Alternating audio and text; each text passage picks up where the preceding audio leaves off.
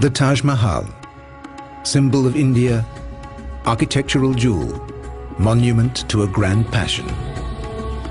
The Taj Mahal was built in the 17th century by Shah Jahan, king of the world, ruler of India's mighty Mughal empire.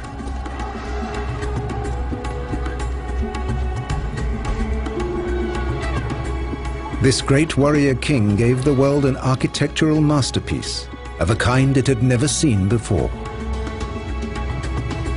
This is how it came to be made.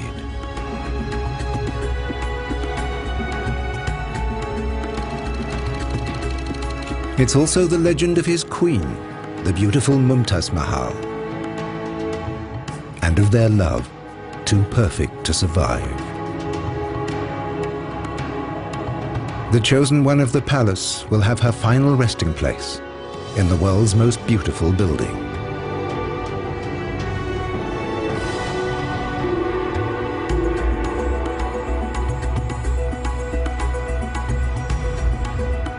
But the magnificent chambers of the Taj Mahal hide a secret.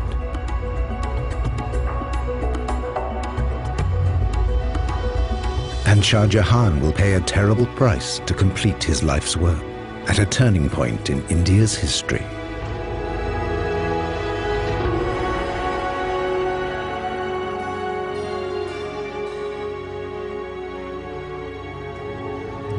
Today, the Taj Mahal is one of the world's greatest tourist attractions. Every year, more than 3 million people come to see humanity's loveliest building with their own eyes. But for the Indian nation, the Taj Mahal is much more than an architectural masterpiece. This is one of the monuments that makes India what it is, that gives the people their identity. It makes them proud. This building is a symbol for the whole nation. The Taj Mahal was built in one of the most glorious periods of Indian history. The time of the Mughals, with their mighty empire and fabulous riches. Its creator, a man who dedicated his life to a dream, great Mughal Shah Jahan.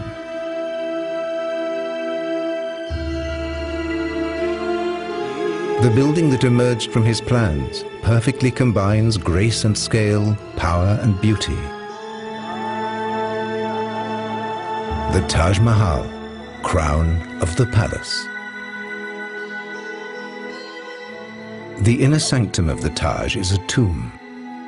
For Taj Mahal, the love of Shah Jahan's life. In her memory, the great Mughal created this eternal love poem in stone. The building of the Taj commenced in 1632.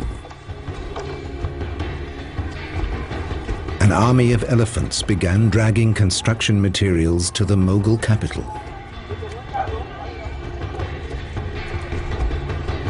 This would be the biggest building project of the age.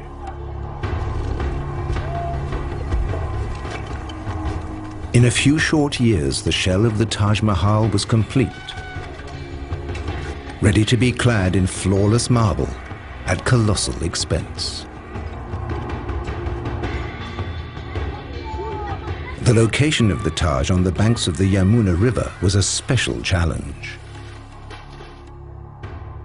Am Wasser hat man meistens keinen festen Baugrund. Sie müssen also sehen, dass Sie Close to water, you rarely find ground solid enough to build on.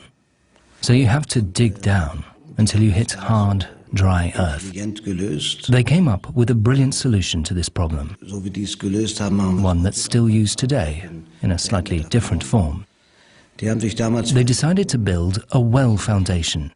That was a revolutionary idea for those times. The great Mughals' engineers dig deep wells to below the water table. Then they fill them up with rocks and mortar. On this base, the master builders erect stone columns, linked together by massive arches. The result? A solid mountain of stone to support the foundation slab of the building. protecting the Taj from the currents of the Yamuna River forever.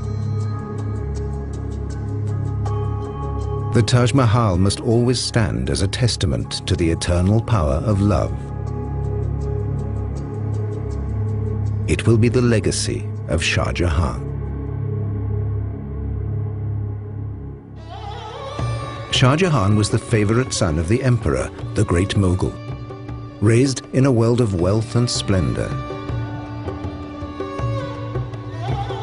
In the year 1607, he's granted a rare honor. On his lunar birthday, he's weighed in gold and precious stones. That doesn't mean he's been chosen to become the new Great Mughal. But there are high hopes for this young prince. And great dangers too. His own brothers are his deadliest rivals. The firstborn prince does not always become king. All the rulers' sons will fight to claim the throne, even to the death. The adulation of the crowds means nothing.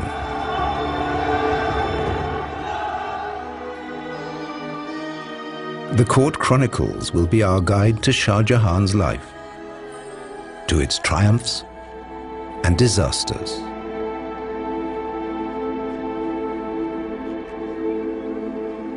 The prince is given a child bride, an arranged marriage for political reasons. It could have been an empty contract. But this love will last for eternity.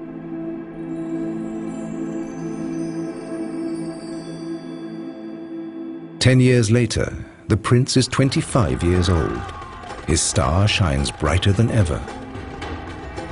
He has fought the enemies of the emperor, winning victory after victory. As a reward, his father gives him the title Shah Jahan, King of the World. The capital of the Mughal Empire is the great city of Agra in northern India, the location of the giant Red Fort, the center of imperial power and one of India's mightiest strongholds.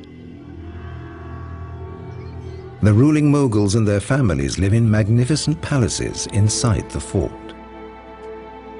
Here, the women of his harem see to Shah Jahan's every whim. But his favorite, by far, is his childhood love, Mumtaz Mahal. Shah Jahan calls her the chosen one of the palace. From the chronicles, we know this royal couple were especially close for those times. The impression which one gathers is that there is a strong personal element of personal love. There is a bit of romance. It is usually said that the concept of love is a very European concept, because in the Eastern world you have the emotion of love which is impersonal. Love for deities, love for idols, love for father, love for institutions, love for religion, spiritual love, but not romantic love. But Shah Jahan's memorial to Mumtaz Mahal is the world's most exquisite symbol of romantic love. Every day, countless visitors are enthralled by the Taj Mahal, partly because its Mughal architects used some remarkable optical tricks. The first view of the monument is framed by the main gate. As the visitor moves closer, the Taj Mahal seems to get smaller.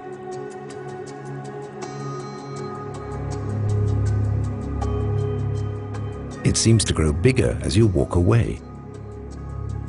The guides here say, when you leave, you take the Taj with you in your heart.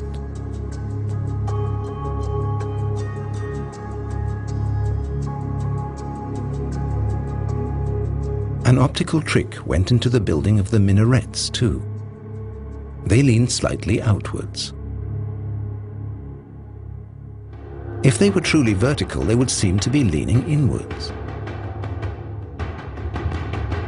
By leaning away from each other, they look perfectly upright. And that brings another advantage. In an earthquake, the minarets would collapse outwards, sparing the Taj and its mighty dome.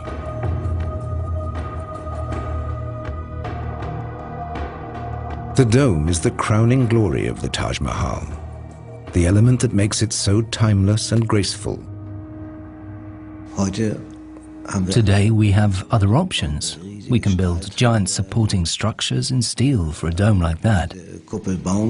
We have other materials. They had to solve all their problems in stone. So they laid stone on stone and built up the dome in rings. The dome rises layer by layer. The mortar between the stones gives it stability.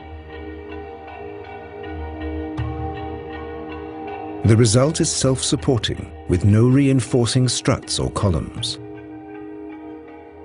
The weight of the dome is transferred directly downwards to the mass of masonry below. The dome is more than 40 meters high and 4 meters thick, yet it seems to float over the marble facade, a miracle of stress calculation still admired by engineers. For over 350 years, this dome has been the ultimate expression of Mughal architecture. 1621. The Mughal Empire is at a turning point. The Emperor, Shah Jahan's father, is desperately ill. His sons are gathering in the shadow of the throne, ready to fill the vacuum of power.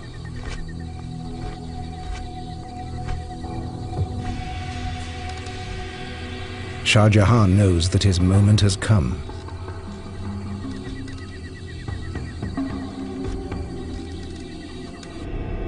Nothing will stop him in his lust for absolute power. No means are ruled out, not even poison.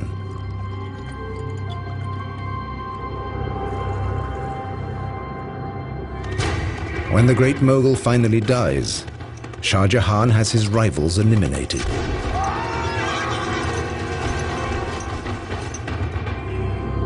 Brotherly love means nothing when the prize is so great.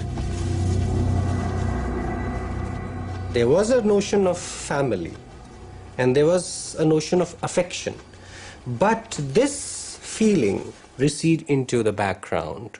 And then that particular vision of acquiring power for yourself and to rule the country or empire as you see fit becomes the rationale behind all the violence that is perpetrated.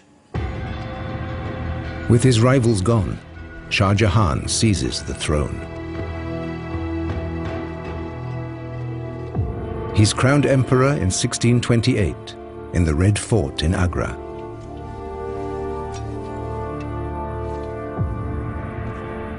Shah Jahan soon proves himself a wise and moderate ruler. He guides the empire to even greater prosperity.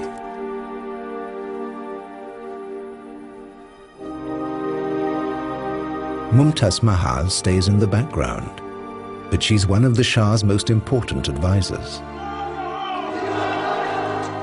This Mughal dynasty seems to have a glorious future. Perhaps it will equal the illustrious past.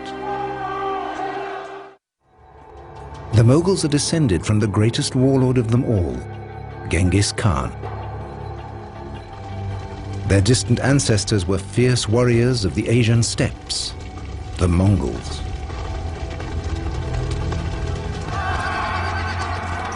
A mere 100 years before Shah Jahan's rise to power, the Mughals swept down from the north onto the plains of India.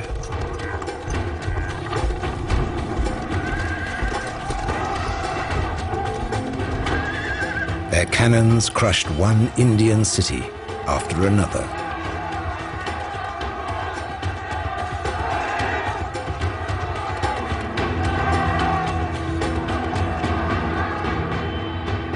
By the time of Shah Jahan, the Mughals control most of India. The first time this great land has been unified in nearly 2,000 years.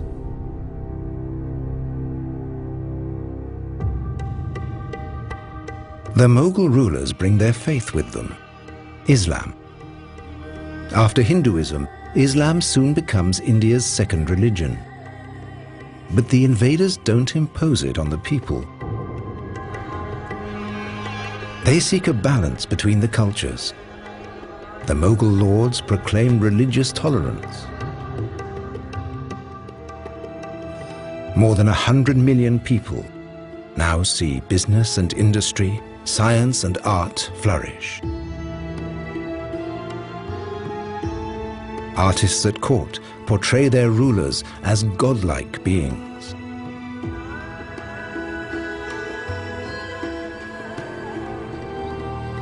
There are no limits to the great Mughals' power.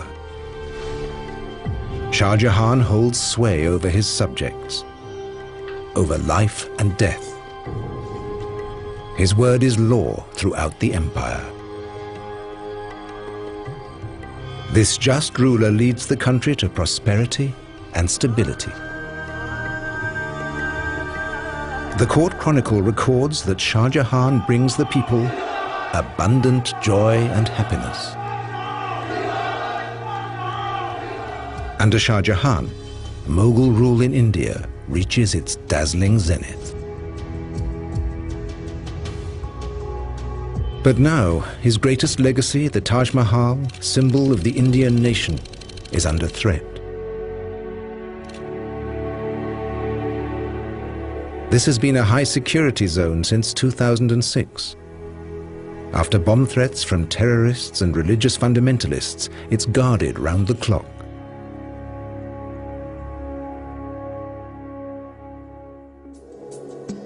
Access to the mausoleum is tightly controlled.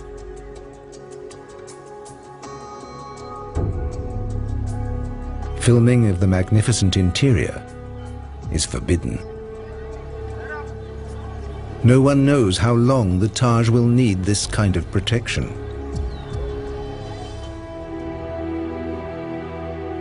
Art historian Ebba Koch was able to study the Taj before the restrictions came into force. She is the international expert on the building and its history.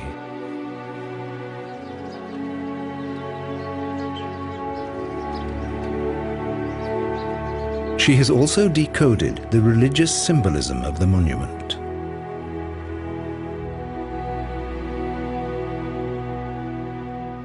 The Taj Mahal is the architectural embodiment of this life and of the next, according to Islamic belief. The ground plan shows this duality. The complex is split between the tomb garden with its mausoleum and a worldly side meant for bazaars and markets. What's interesting is that the worldly side is the mirror image of the mausoleum side. The connecting square with the great main gate marks the transition to the tomb garden and opens up the view to the mausoleum.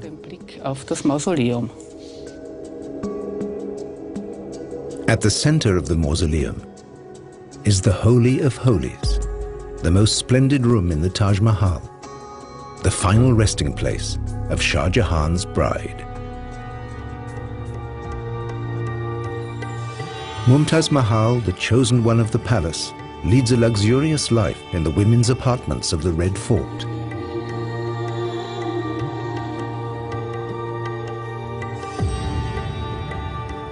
Poets admire her grace and charm. Even the moon, they say, hides from her beauty in shame. The First Lady of the Empire is fabulously wealthy. She has huge resources. She was the highest recipient of money in the entire harem, being the chief queen or the most beloved queen of the emperor, because payments in the harem were graded.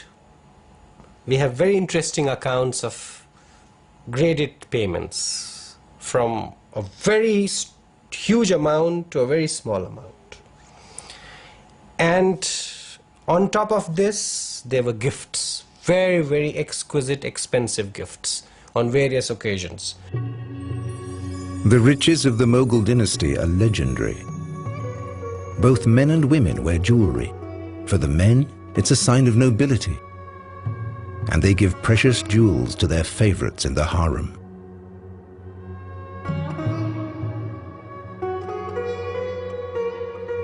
Its endless supply of gems makes India the treasure house of the world.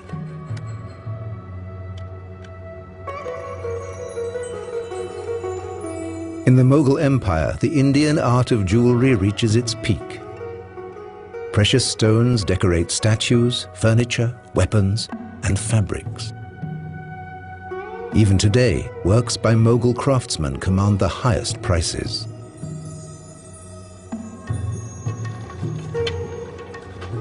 The same is true of India's textiles. Cotton has been woven here for more than 4,000 years. This is still a vital industry in India.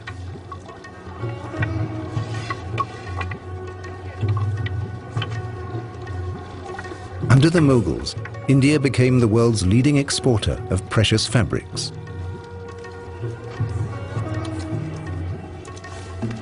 The rulers, the great Mughal and his family, cashed in on the trade.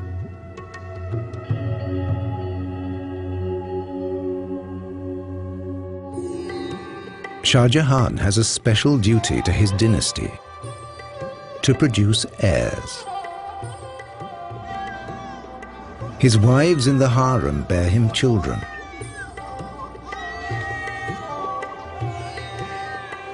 But as the chronicles tell us, once they've done their duty, these women are his wives in name only.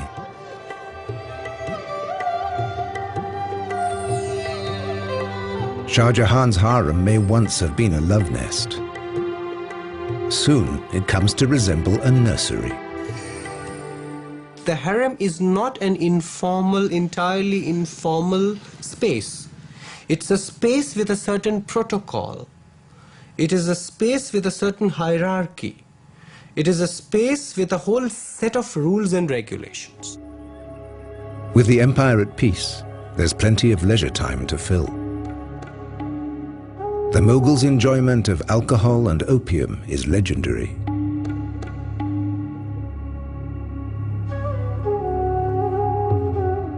Shah Jahan and Mumtaz Mahal are together every possible moment, as the chronicles record.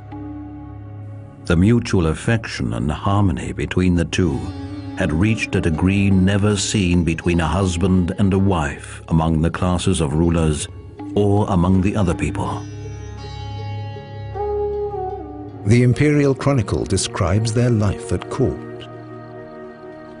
The intimacy, deep affection, attention and favor which His Majesty had for the chosen one of the palace exceeded by 1,000 times what he felt for any other.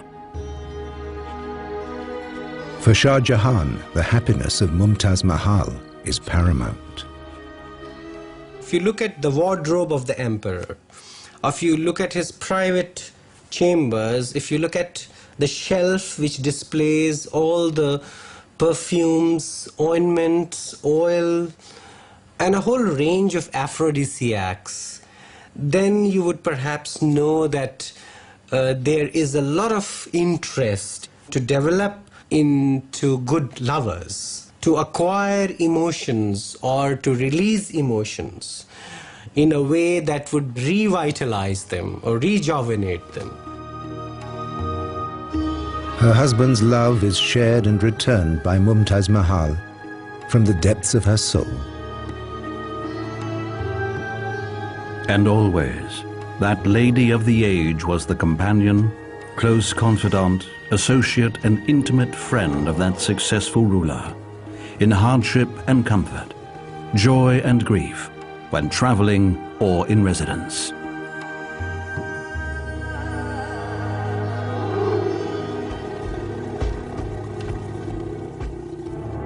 Fortune smiles on the king of the world, but not for long.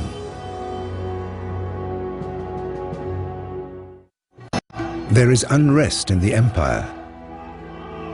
In 1629, reports reach Agra of another uprising. A distant province has rebelled against the empire again. This means war. Shah Jahan mobilizes his army. He will crush opposition with brute force.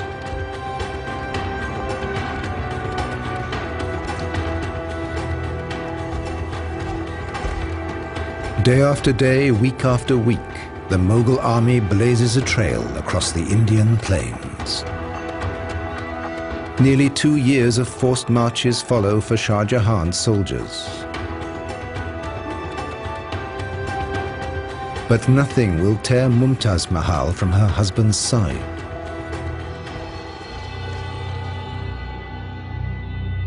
The Mughals are forced to leave their capital again and again to crush rebellions in the Deccan region. The campaign seems to have no end.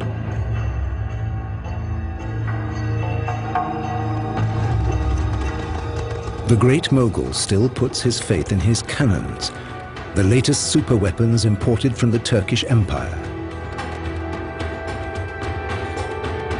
His soldiers haul them over mountains and across the roughest terrain,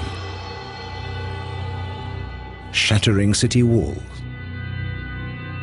wiping out the rebels.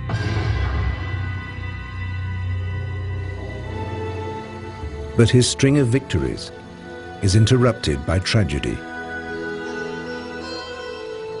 In the midst of the campaign, Mumtaz Mahal falls pregnant with the emperor's child. But there are complications at the birth. For once, the king is powerless. As his bride weakens, the great Mughal can do nothing but pray. The court chronicle recorded the sad events. On the 17th of June 1631, the unfortunate demise of Her Majesty the Queen took place shortly after her confinement and made the whole world a house of mourning. Mumtaz Mahal dies after the birth of her 14th child. Shah Jahan's world has come to an end. They say the emperor fasted for 8 days, locked in his chambers. For 2 years he heard no music, wore no jewelry or perfume.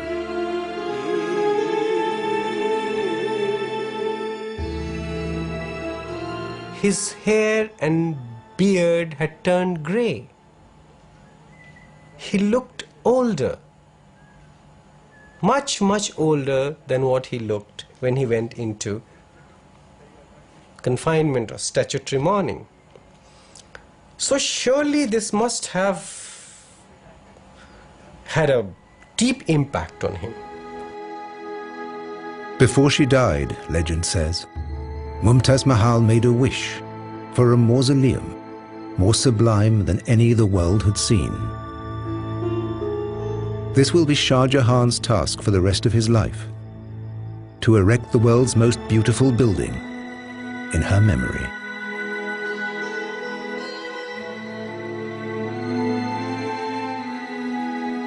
The Taj Mahal stands in a long tradition of fabulous memorials in India. Shah Jahan's predecessors had constructed many gorgeous mausoleums.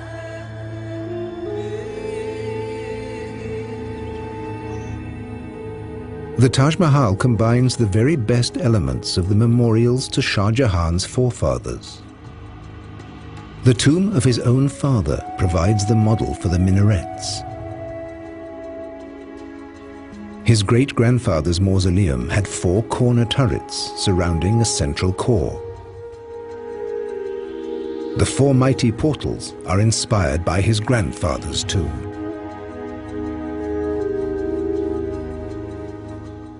And Shah Jahan took the form of the Great Dome from the memorial to a famous ancestor.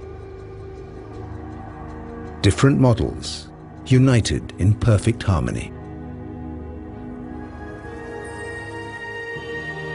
No other mausoleum may come close to the Taj Mahal in scale, beauty, and grace. This monument must be nothing less than a paradise here on earth.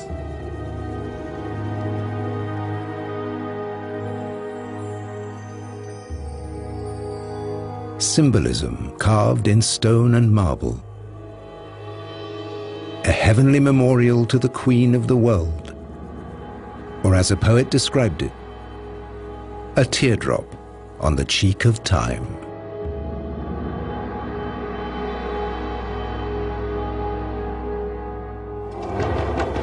In 1632, just 6 months after Mumtaz Mahal's death, work begins on the Taj Mahal. It will be the greatest building project of the age. Some say that over 20,000 workers slaved on the building. A court chronicler captures the scene. And from all sides of the imperial territories were assembled troop after troop of skilled men, stonecutters, inlayers, and those who do carving in relief, each one an expert in his craft, who began work together with the other laborers. Millions of bricks are baked on the spot for the shell of the building. The Taj rises at record speed. But progress comes at a price. Day by day, this gigantic construction is draining the imperial treasury. But nothing matters to the great mogul. No expense is spared for this lavish project. Nothing must hold up the building work.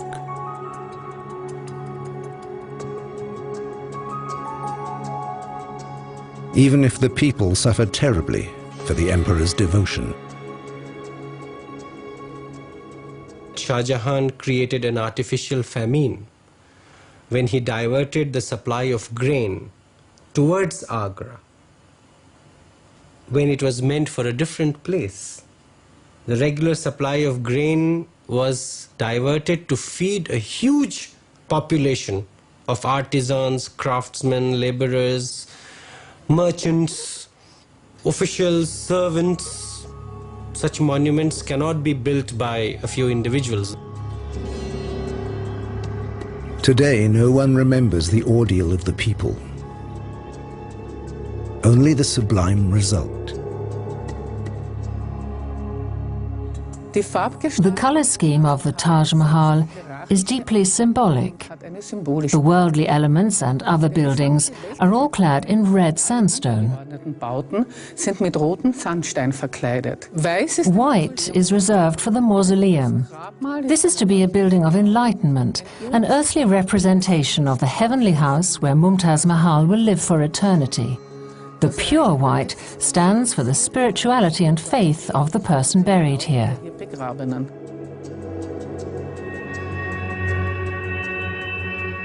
The white marble for the Taj Mahal comes from quarries at Makrana in Rajasthan, still in use today.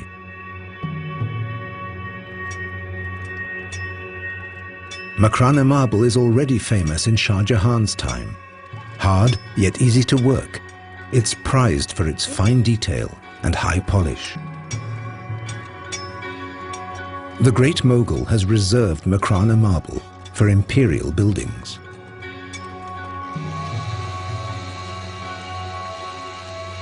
The marble slabs are carried more than 400 kilometers to the site of the Taj Mahal.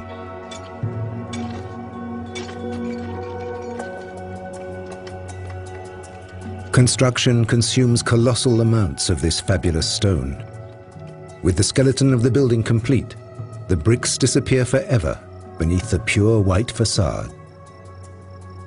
It's this smooth, glowing stone that gives the Taj Mahal its unique impact.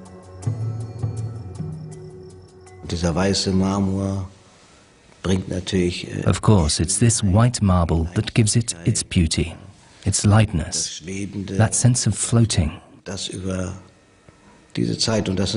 These are means of expression available to an architect, just as words are used by a poet. Right beside the marble edifice, the gardens begin.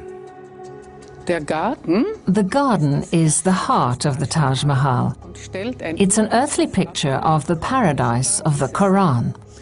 die Grundfläche Two paths divide the terrain into 4 squares. geteilt und die Kanäle The channels along the paths represent the rivers of paradise in the Quran. wie sie der Koran Where the channels meet, there's a pool. Gartens münden die This is symbolic of the celestial pool where the faithful quench their thirst Brunnen when they arrive in paradise. Durst stillen, wenn sie ins Paradies einziehen. True to Mughal tradition, the mausoleum and garden form an indivisible unity.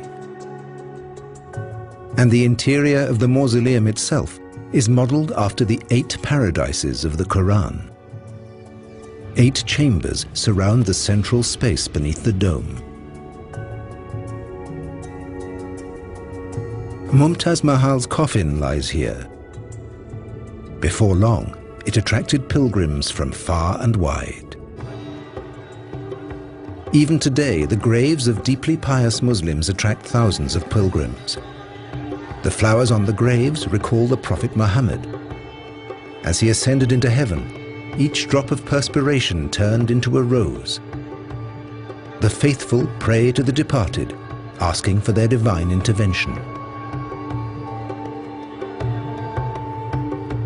Indian Muslims are drawn to the sumptuous memorials of the Mughal rulers in the same way.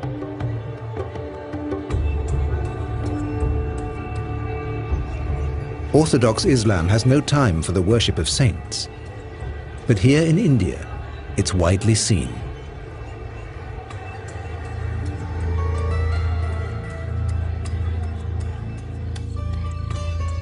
The Mughals brought Islam to the subcontinent, but they didn't interpret the Quran rigidly. For a long time in India, Islam was linked to policies of tolerance and openness.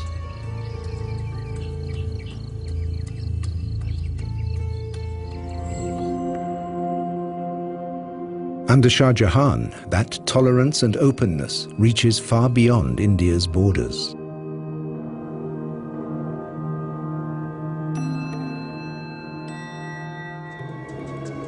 The Great Mughal decrees that visitors from the outside world will be made welcome in his empire. He knows there is much to gain from the exchange. So, travelers from east and west are regularly seen at Shah Jahan's court.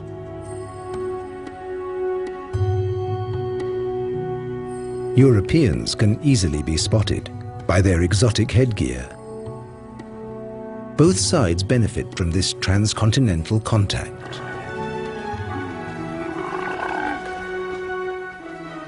The Europeans are drawn by the precious fabrics, spices, and gemstones. European merchants pay with silver and bring new ideas to the Mughal Empire.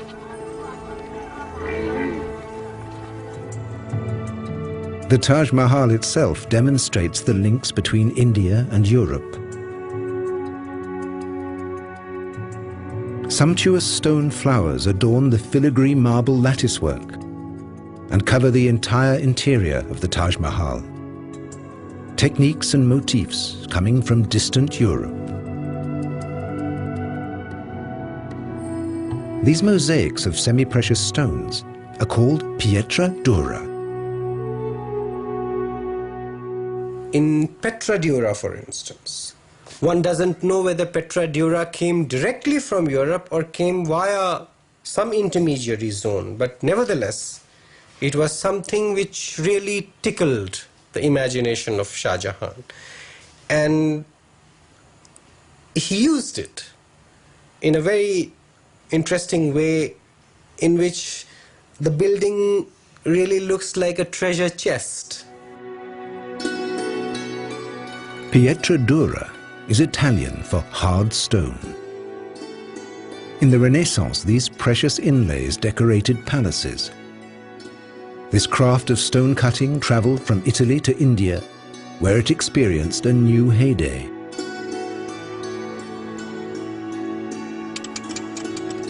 In the Pietra Dura workshops of India, the techniques haven't changed in hundreds of years. Many families have been doing this for 17 or 18 generations. These are the direct descendants of the craftsmen who worked on the Taj Mahal.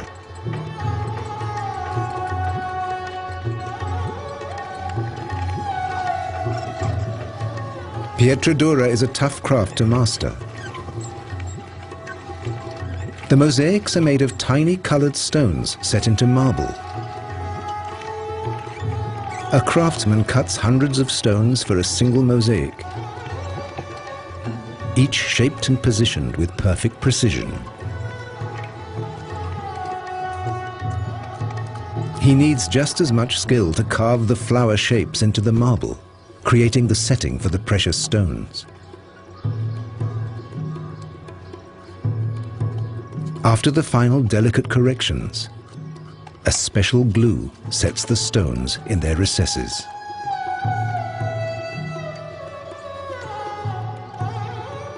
Painting in stone is one of the glories of Indian craftsmanship.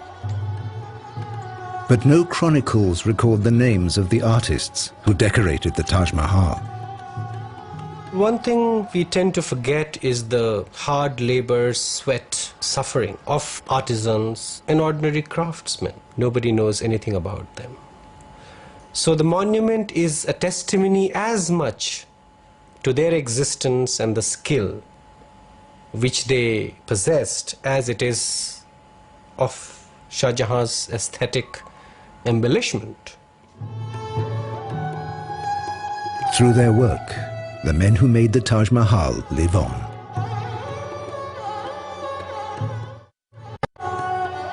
(1643).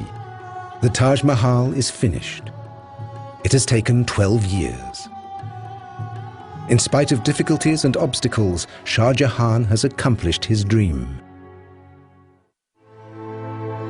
The chosen one of the palace rests in a shrine worthy of her name.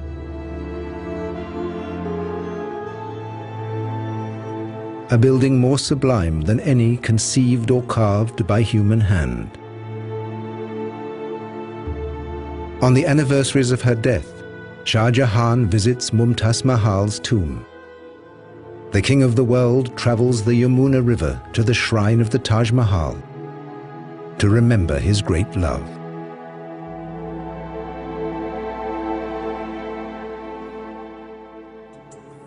The Taj Mahal conceals a final mystery. The coffin seen in the mausoleum is only a cenotaph, an empty monument. Mumtaz Mahal lies in a secret marble chamber below. There she rests, undisturbed.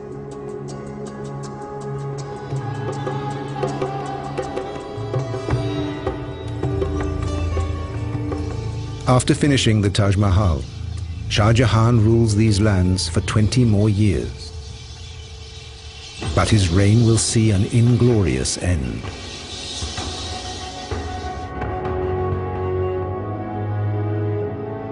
His costly projects and extravagant lifestyle have brought the empire to the edge of ruin.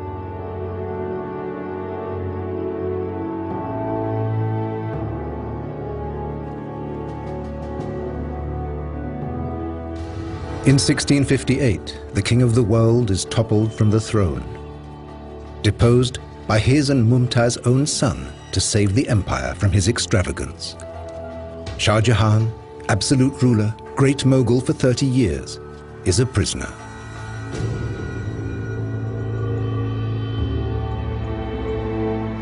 He's held captive in the Red Fort. He will never leave it again. In the evening, a servant reads him stories of the heroic deeds of his youth, epics of bravery and power, struggle and triumph. A long, long time ago.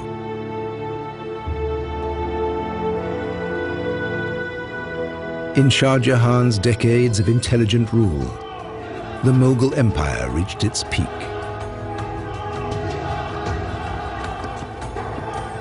No one succeeded in challenging his infinite power.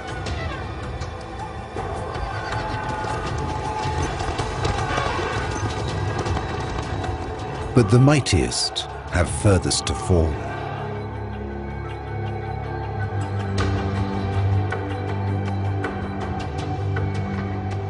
Just one comfort remains to Shah Jahan.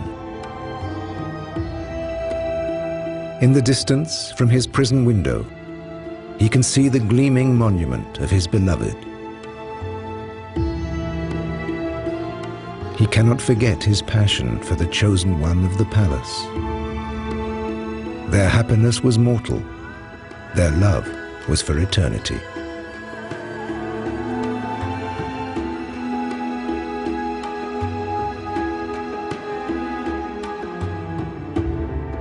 Mumtaz Mahal's tomb has carved its place in history.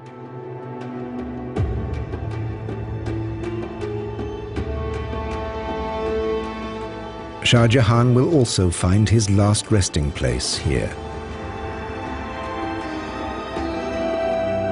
In 1666, at the age of 74, Shah Jahan dies. His chronicle ends with the words, "The king of the world has died."